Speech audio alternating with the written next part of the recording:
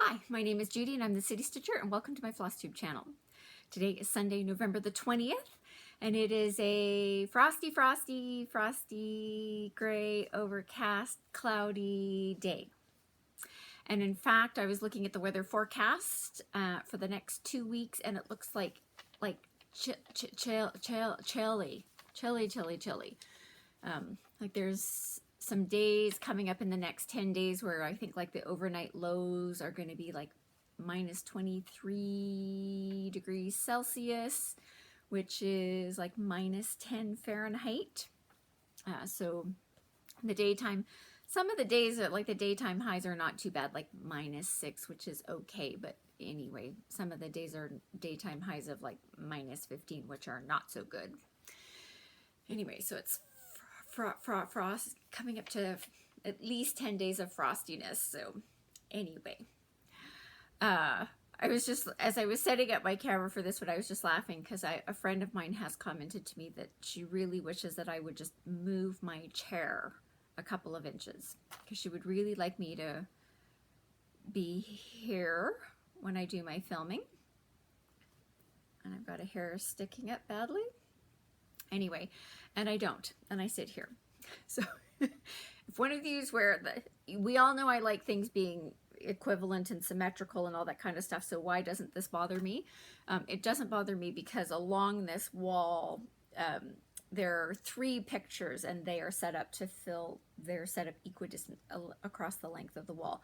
The fact that this individual chair is not set up for me to sit here doesn't bother me, and it's not changing. So in case any of you are wondering why it looks off center, it's because the pictures are centered, not necessarily the way the furniture is below them. But anyway, if this is a channel about cross stitching, believe it or not about weather or any other things, this is a channel about cross stitching, the stitching that I've done over the past week. So if you are a new viewer, thank you for stopping by and spending some time with me. And if you are a returning viewer, as always, I'm very grateful to those of you who come back regularly and catch up with me and comment, and which I call the conversation. I've said this a few times where it's I actually feel both when I watch Flosstube and when people are watching my Flosstubes, I consider that we're having a visit. So thank you for coming by and visiting with me. So about last week's episode, I want to start off with thank you to all of you who made lovely comments about the crazy ABCs. Several of you were like, I'm stopping the video to go check for the song. Don't forget, before you go do a lot of hunting, not that it would necessarily be terribly hard to find it, but I did, when I was uploading it, I went and I searched. So there actually was a link in the notes section of last week's video in case you were looking for it. So before you feel like you have to go do hunting, maybe check the notes section because I might have already done the hunting for you. I didn't say that in the video because I hadn't done the hunting at that point in time. But anyway, so thank you to those of you who went and listened to it and thought it was hilarious. Christiane commented she's a grade 1 teacher. She's a grade 1 teacher. And she's like, oh my goodness, my poor kids. Like that's not, they'd be so screwed up. And I said, yes. So my answer is probably for grade 1 kids, this is not the good ABC song. But if you're like me, I have had kids, and I have a cousin, her son is like this, where like they like the weird, complicated things. And so I always laugh because that's a couple of years ago I sent that over to my cousin whose son, his name is David, and he likes the weird things. So I sent that over to her saying, right, because get him to do it and then he'll want to know about Delium. Fortunately, she's a science teacher, so it will be helpful. But they can look up all the weird words. So in case if you've got a kid in your life, introduce them to the crazy ABCs.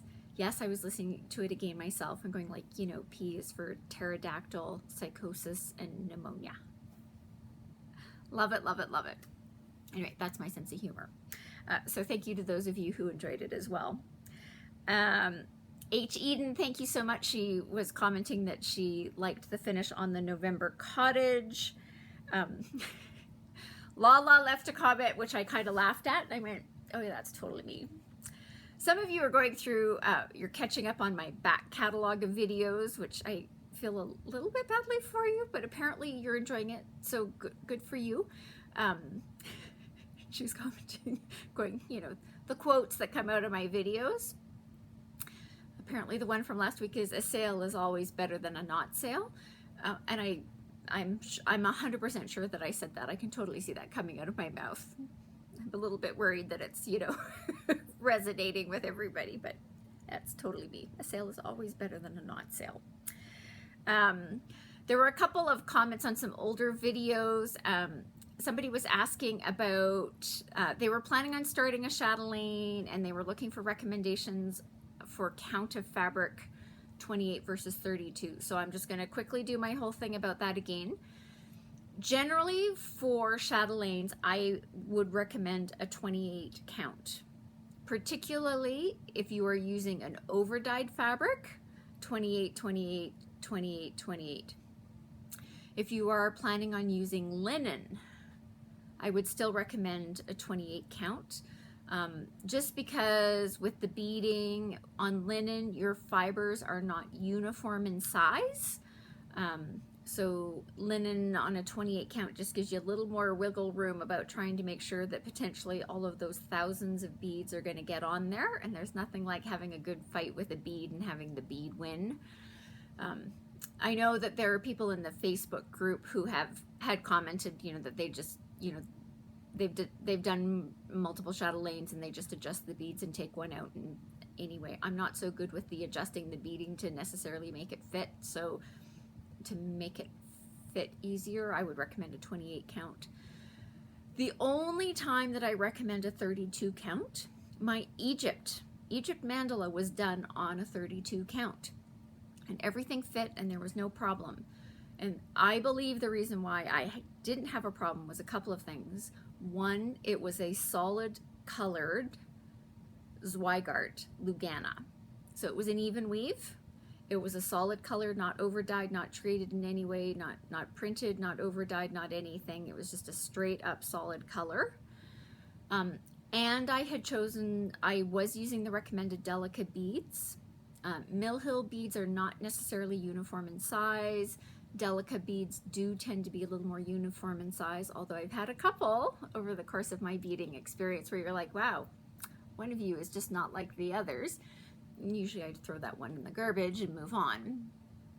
But with the Delica beads, and when I got the kit for Egypt, I did pull out the beads and, you know, threw a couple of them onto the side of my fabric and went, no, this looks like this is going to fit perfectly. And it did. So I wouldn't hesitate necessarily to use 32 count for a chatelaine, but I would only do a 32 count Lugana that was a solid color. That's just my take. Those are my opinions. Do with it what you will. And then Jay asked a question. He was going, because he's catching up on the back catalog, and he said, did you ever do that review of Pattern Keeper that you were talking about when I was talking about Markup RXP? And the answer is no. No, I have not. Why? Because I have not used Pattern Keeper yet. I had a moment where I was going, thank you for putting the comment in, because I should maybe in 2024 for some of my digital patterns have them both in Pattern Keeper and in Markup RXP and see if I like them any differently. So thank you for making the comment. So I haven't done that, and the reason why I haven't done it is because a lot of the things that I've been working on in 2022 have been older charts that I've been scanning in. And my experience with Pattern Keeper is when you're scanning in an older chart and trying to bring it into Pattern Keeper, it's really hard to get it loaded in. I have found it easier to load it into Markup RXP than it is to get it into Pattern Keeper. Now I know that Pattern Keeper has been doing some updates, and you know, both Pattern Keeper and Markup RXP are working to improve certain things, and each of them do things differently. You know, one of the things that people love about Pattern Keeper is it can take a pattern across multiple pages and turn it into just one chart, which is currently not a function that's in Markup RXP. But for me, it was more important that I actually be able to get my pattern to load correctly. Like one of the things in Pattern Keeper when I was trying it, and again, this is much, much earlier in 2022, even if I could get it to load the way it was loading, like I couldn't search for the symbols, like I could get it loaded in and I could get things marked off, but I couldn't search for symbols, which it was kind of one of the things that I love about Markup RXP.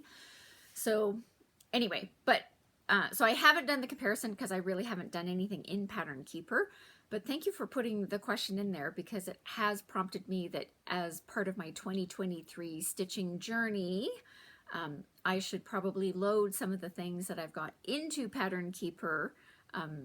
Certainly anything that I'm working that I have got as a digital pattern and see so that I actually can do that comparison. So stay tuned for that. No promises as to when that's going to occur, but thank you for the question because it's actually put it back on my radar as something that I should do. All right. With that, let's get into the stitching that I've done over the past week. So not surprisingly, I've been working on my sampler of stitches. This is a series of 9 charts by the drawn thread that I am doing as a stitch along, hosted by Sarah the Stitchin' Mommy. Have I mentioned this before? I'm very, very grateful that she wanted to do this as a stitch along. So this is chart 9. I'm on the last chart, and my goal for last week was to finish off the letter Z. And the specialty stitch here, because you know I don't know the names of any of the specialty stitches, was the zigzag stitch. The block with the Z in it was just regular cross stitch. And how did I do? I did very well. So there is my Z, all complete.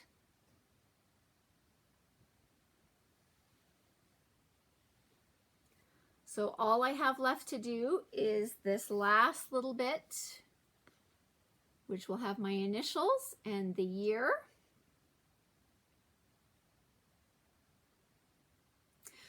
Just in case anybody's wondering, if you're working on this and you're planning on for this block, I was looking ahead to see what the spacing on this was going to look like.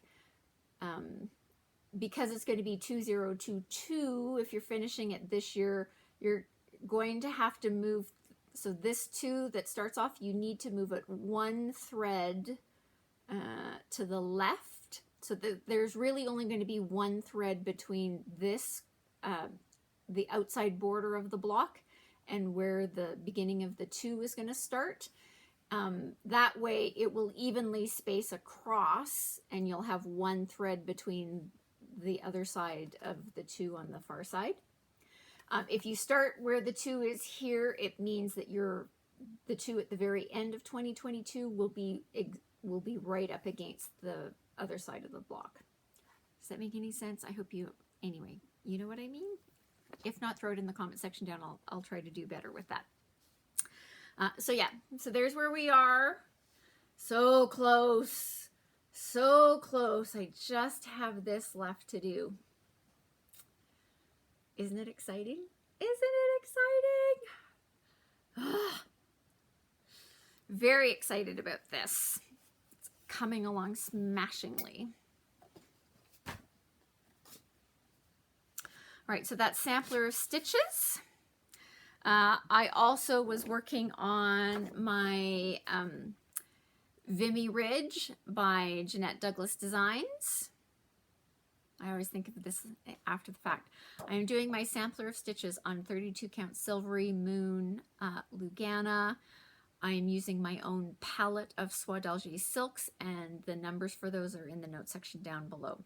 Any of the projects that I'm working on, if you're looking for more details about them, they're always in the notes section down below, whether I remember to say it or not. Anyway, so this is Vimy Ridge. I am stitching this on a 32 count vintage Stormy Cloud Lugana. I am using the called for threads for this project. I bought the thread accessory pack for this. It's coming along.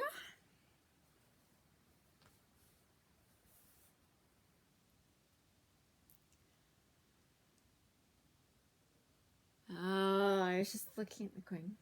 I had a prop for, hang on a minute. Oh, nutty nuts. I had a prop this week for this and it's not, I wonder where I put it. I thought it was over here. I'll do a prop next week. All right, so this is Vimy Ridge. So what did I do this week? So I put in the maple leaves down here. I did 1, 2, 3. This is band 4. This is band 5, band 6, band 7. There's pictures in the pattern again of the ground where the Battle of Vimy Ridge was fought, and it is it's quite bumpy. That is, of course, a result of the trenches that were dug by both sides and the tunnel system that was being used for communications. It's like, that's one of the things sitting over there. Like one of the tunnel, like one of the communication tunnels was like, you know what, I'm going to do this next week because I want to have the right number. It's a really long tunnel that they had dug so that, you know, different parts along the way could communicate with each other and without fear of being shot at. Anyway, so yes, so this is to represent what the ground actually looks like. Not surprisingly, there is a cemetery there. So this is to represent the grave markers that are there. And some of the grave markers there, you know, this is from World War I. They weren't able to identify the remains, and so it just has, you know, a soldier that fought in the Great War. So unidentified. And then this band here is to represent the trenches that were dug in preparation for the battle. Yeah. I am thrilled with how this is coming along. There's a lot left to go. I was really hoping that I would have had this second, there's another band of these maple leaves. I was really hoping to have that done for this video, but I didn't. It's okay. It's fine. It's fine. But yeah, it's coming along. I'm really pleased with how this is looking. And I'm thrilled that I've got it started. So yes, so I am, so as you can see, so I'm here. So I think according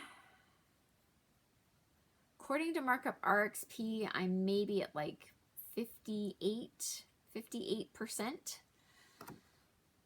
So there's a lot left to go down here at the bottom. And there's technically only 3 days left in November for me to stitch on this. Let's see how far I get. Although I've been talking to myself while I was getting set up, I might be changing my plans for this week. I don't know yet, but anyway, there's still a fair chunk left to go.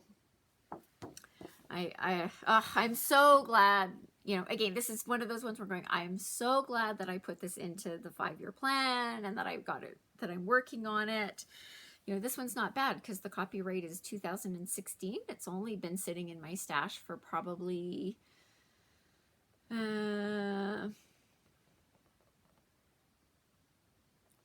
only, yeah, 5, maybe 6 years. So the copyright is 2016. I don't exactly remember whether I got it in 16 or whether I got it in 17, but so let's say it's a 5-year plan, but it's coming along. It's coming along. Now, one thing, so the called for fabric on this is a 36 count linen. I want to say it's platinum, which of course I'm not doing it on. I am doing it on a 32 count Lugana. So in case anybody's wondering, so on a 36 count linen, the recommendation is to use one strand for the specialty stitches, one strand when you're doing the cross stitches, one strand when you're doing the back stitching. On 32 count linen, I am still using one strand, and I'm finding that the coverage is fine.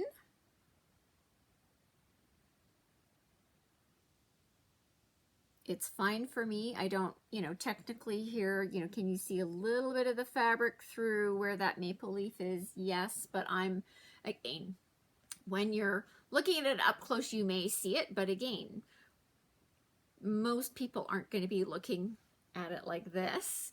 So from a distance, I think it's just fine. So on 32 count, it's fine. When I was starting this, I did try, I always do a little bit of a test stitch before I, go full bore. I did do some stitching with one strand, and I did do some stitching with two strands. The two strands is too much, too much for me on this particular fabric. So it was very easy. I did it both for the specialty stitches. I did a test stitch for that, and I did a test stitch for the cross stitches, because it could change things. So I am still using one strand over 32 count on this 32 count Vintage Storm Clouds by Zweigart. Now, the Vintage Storm Clouds is a printed fabric. Sorry, I'm just going to take my little magnets, which were holding the rest of my fabric. So on one side, it is just plain white, and it's plain white. Some printed ones, they sort of go, it's like more of a, you can actually see color, but this one, this is just a white fabric on one side, and then this clearly is the printed side. And as you can tell, see, there's like, I feel like even though it says that I'm at 58%, that it's maybe a little bit off. But I feel like there's a lot of stitching left to go down here, and 3 days left in November. Anyway, it's coming along. I am thrilled that it started. Like I say, if I just gotten one more band done, I would have been a little bit happier about my progress this week, but c'est la vie. And then, of course, Saturday was stitching at the library. So it was stitching at the library, so I have my Stitching at the Library project. I can tell you exactly how many stitches I got in. I got exactly 0 stitches in at my time at the Stitching with the Library. It's a long, complicated story. I had things that I needed to show people, and I had them voting on things, and we were talking about things. Other people got lots of stitching done. I got 0 stitches in. In the last half hour, I was actually all set up, ready to start stitching, and I went, like, there's 30 minutes, and then I need to pack up, and anyway, so I gave up on myself and just went, we'll just chat for the last half hour. So I came home to do my library stitching, because my library stitching project is this StitchCon piece by Sue Hillis Designs. This was for StitchCon 2022. This is only available from Keepsakes, and the information for contacting Keepsakes is in the notes section down below in case you're interested in this. As far as I know, they are totally willing to sell this to you whether you went to StitchCon 2022 or not, or whether or not you've gone to any StitchCons. I did go to StitchCon this year, and so it became an unexpected start for me, and I'm now in the I want to get it finished in 2022. So I came home and I stitched. So I worked on the house. So most of the house, like the structure of the house, is now complete. I have 2 greens left to finish. So shrubbery and things. So there's 2 greens left to finish in this, and the back stitching on the house. So I'm trying to get the library booked for Saturday, December the 17th. It is not booked yet, and there was a slight problem when I was trying to do that, so don't take it as fact yet. It hasn't been booked. For those of you that are on my email distribution list for stitching at the library, I will send you an email once I have been able to confirm whether or not I've got the library booked or not. I can't get it booked for the 10th. So if we're going to do it, it's going to be the 17th. But like I say, there was a glitch when I was trying to book it, so stay tuned for that. So whether or not I actually stitch it at the library, I have targeted December 17th in my stitching calendar for December to sit down and finish this. So this will be a finish in 2022, the year that I did go to StitchCon.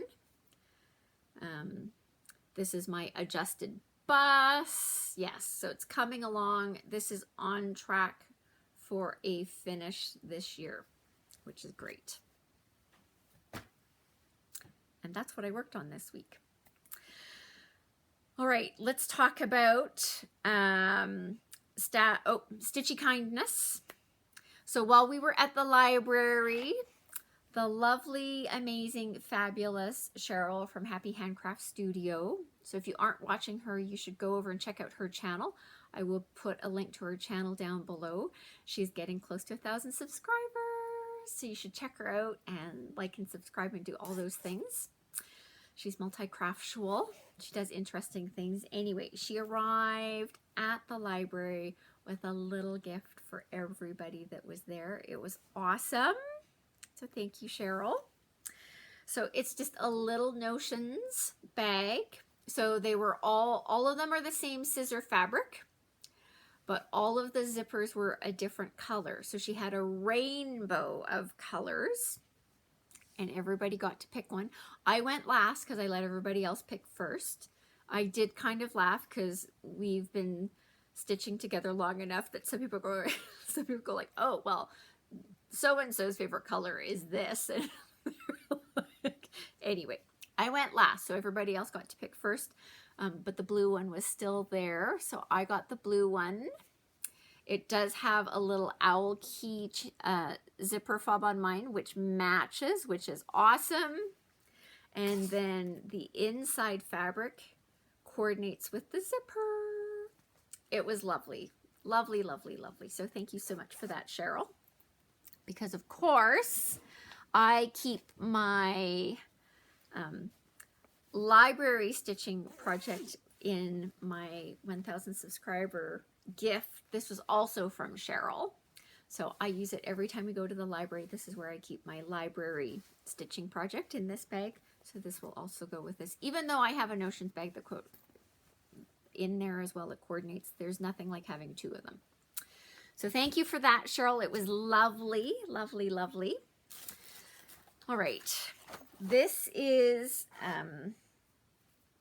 so this has been sitting in my, to be shown on Flosstube for a while now, but, other things got in the way.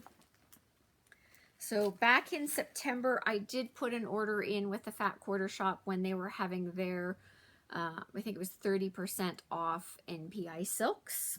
So you're just going to laugh because there's no good way to show this.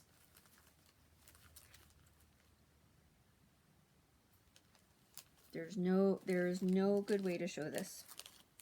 So I got a bunch of purple NPI silks. I got a bunch of blue silks. I'm missing it. There we go. Now these are the NPI silks for two of the Seasons in Lace by Jan Hicks, just in case you were wondering. And then they also had some patterns on sale. So I got a couple of, I got 4 patterns. This one by ScissorTail Designs, Easter Brings Hope. They're just a couple of little ones. The Easter one is 53 by 65 and Hope is 61 by 61. I got the Puntini Welcome Summer. Now, there is one for each of the seasons. I so far only have summer. I'm secretly planning on somehow getting the other 3 seasons, but I'm kind of waiting for a good sale on them because this was on a good sale. You can get the charts as PDFs, but they do not, if you do the PDF as usual, you do not get the button pack. And I want the button pack for these ones. So this is, anyway. So I've added this into the stash. I got, so from the French Kitchen series, this is a series that is sort of a collaboration between Hands-On Design and Summer House Stitch Works. And so this is the blueberries and thyme version of that.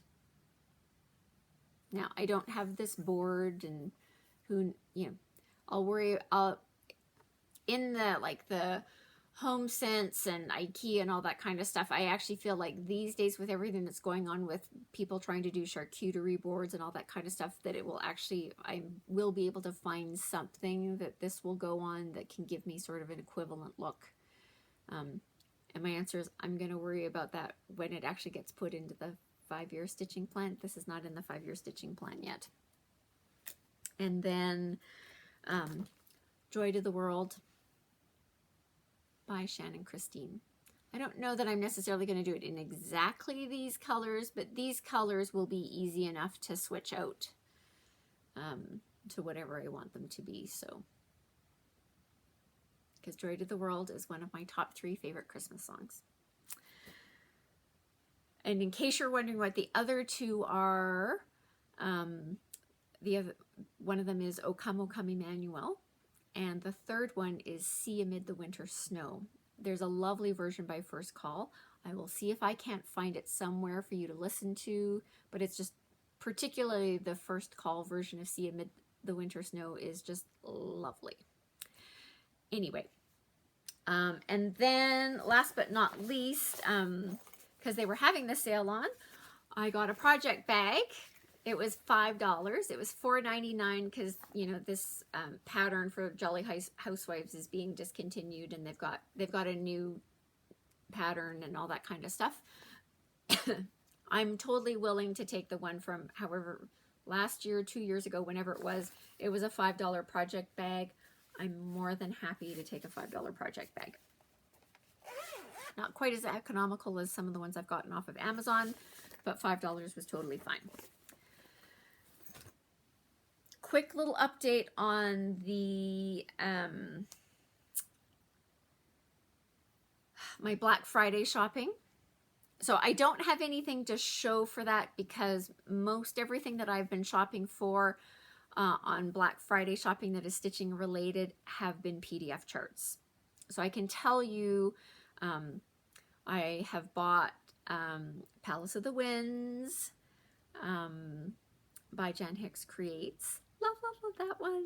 It's not in the 5-year plan, but I've got, because remember I've already bought the fibers for that. So now I needed the chart. Now I've got the chart so I can actually confirm that I bought the right number, but the number of skeins of the Cottage Garden threads that I bought, I did buy based on what she talked about in her Flosstube when she was talking about Palace of the Wind, so hopefully it's all going to work out. I went to Stitch and Mommy because she was having her sale, so I have added the Temperature Quaker, and I also added Temperature Typography. I have plans for both. I know what I want to do with both of them. They're technically not in the 5-year plan yet. They're probably not going to be 2023. As I said before, when I was talking about Temperature Quaker last week, for Temperature Quaker, it will be a completely different color palette that I would use for that one, so I need to spend some time doing that. It will all be DMC, straight up DMC colors. I just need to figure out what that palette is because it's going to be different than the color palette that I used for the temperature tree. So Palace of the Winds, my 2 temperature pieces I got from the Heart Needle Art by Wendy, the Quakers of the Month. I filled out some of the charts I have as paper patterns. From a PDF perspective, they are only available to July. So I now have up to July. I think I bought 3 of them. I am going to wait. I am going to want to get the rest of them so that I have all 12 of them, but the other months, anything past July, is not yet available as a PDF. So I'm going to wait for those to become available as a PDF, and we'll deal with that once they're available, which is, I did reach out to the designer and she said they're going to be available sort of in springtime from a PDF perspective. So that's when I will add the remaining charts of those. And I feel like I've bought a couple of things off of Etsy, but I don't remember exactly what they were. They were economical, they were on Black Friday sales, and they came home. So it's been some, okay, the stitching Black Friday sale has been somewhat restrained. The not stitching Black Friday has been a little bit more. So this is just, we're totally not stitching related. I'm just taking you on a tangent. One of my Black Friday purchases was a ladder. And my friend came to help me get the ladder home, which was great. But so I had ordered it online. It was ready for pickup, all that kind of stuff. Because, you know, I was going to be well behaved. I'd ordered it online. I was just going to go into the store, pick up the thing, and off we went. Other than I went into the store, and the pickup section is right close to the front of the store. And then there was this huge stack of these air fryers, like 10 of them. And while I was waiting for them to get my ladder, 5 more people walked out with this one particular air fryer. Anyway, we got the ladder loaded, and I said, I think we need to go back in. I think I need to go look at the air fryer because everybody's walking out with this thing. Anyway, so we went back in, we looked at the air fryer. We both walked out with the air fryer. Anyway, it was really interesting because my friend already has an air fryer, and I said, but you have one, and she's like, no, this is why this is so much better. Anyway, so we both walked out with an air fryer. So that got, I came home with a ladder, an air fryer, and some Lagostina dishes, to bake in. Anyway, yeah, they had really good sales. So I think, yeah, anyway, so those are some of my unexpected Black Friday purchases. I went in for a ladder, and I came out with, and I got some candles. Actually, those, I'll show you one of them because it is handy.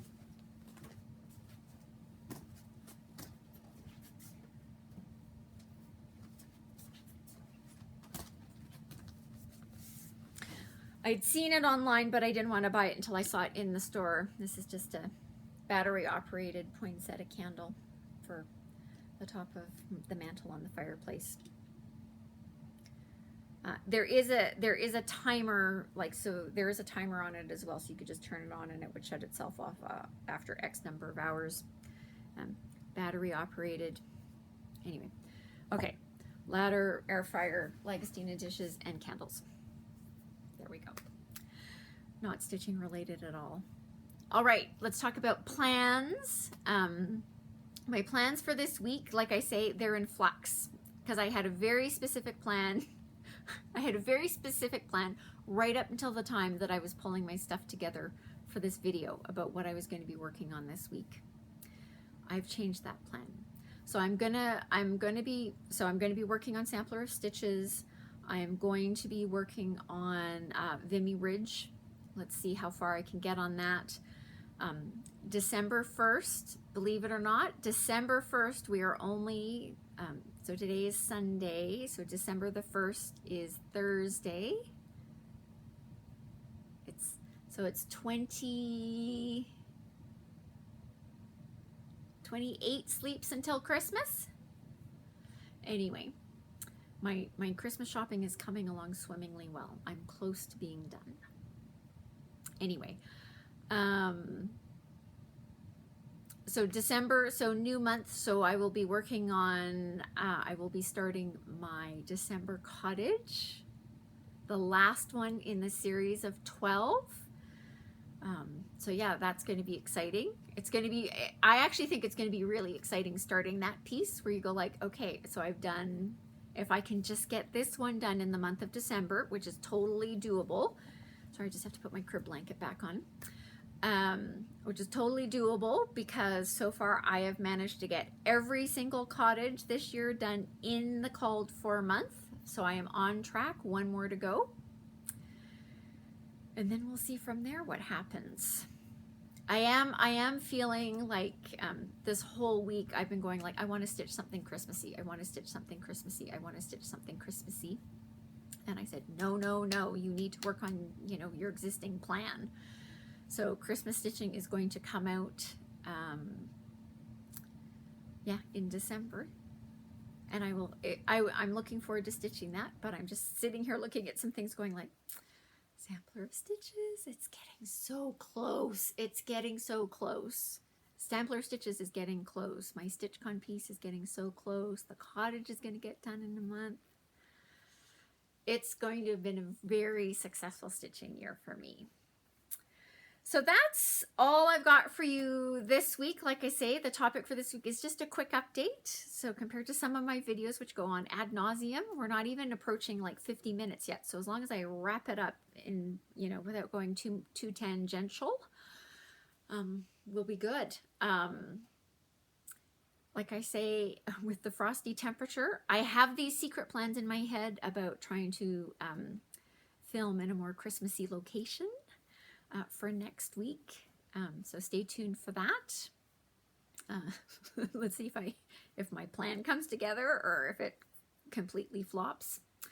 I hope everybody had successful Black Friday shopping for you, whatever that means. Some people are, I don't shop on Black Friday, which is totally fine. So I hope you had successful Black Friday shopping, or if you're doing Cyber Monday shopping, I hope it's working out well for you. If you celebrate, oh, Thanksgiving. I knew as soon as I was putting up last week's video, I forgot to say, so Canada has adopted the whole concept of Black Friday, Cyber Monday shopping. We just don't do the Thanksgiving part of it. So belated happy Thanksgiving to my American viewers and my American stitching friends. I hope you had a lovely Thanksgiving. I hope you ate what you wanted to eat, because the variety of things that I see that people do for American Thanksgiving it can be quite varied. So I hope you had a great Thanksgiving. I hope you got to spend some time with family or friends, or however you chose to celebrate that. I was watching Carolyn Zook of Zook Stitch, where she celebrated her Thanksgiving, I think a couple of weeks ago. There's nothing wrong with that, as long as you got together with friends. So belated happy Thanksgiving to those of you who are celebrating it in the month of November. I, of course, as a Canadian, celebrated it in October, but we are coming up on the Christmas season, so yes, looking forward to that. So as always, thinking about the people of the Ukraine. Man, I've been watching some of the updates on the damage to the utility systems, and no electricity, no heating. Like, man, it's wintertime. That is tough. That is a tough go. So I'm thinking about them. I'm thinking about the people in New South Wales and Australia with devastating floods. Devastating floods. There's been so much flooding in Australia this year, and I can't imagine how disheartening it is for people if you were, if you've been flooded multiple times. Flooding once is bad enough, but if you were, had some terrible flooding, and we're trying to, you know, get to a recovery point, and then got man, flooding has been a terrible thing going on in Australia. There's been some weather incidents in some other parts of the world as well. There's been gun violence yet again. So there's a lot of things going on in this world. So thinking about a lot of people as we're coming up on the Christmas season. So as always, safety first, safety first, safety first. I hope you're staying safe. I hope you're staying healthy. And I hope that you're finding some time to do some stitching, or if it's not stitching, watching Flosstube. I am way, way, way behind on my Flosstube. You know, being creative. We had someone at the library stitching where they're just like going, I just wasn't feeling like stitching today, but I came anyway and I brought knitting, which is totally fine too. So I hope you're finding something to do that's creative. So whether it's just listening to Flosstube or stitching yourself or knitting or quilting or crocheting or anything, find something to do that's creative. And I look forward to seeing you next week. Take care, guys.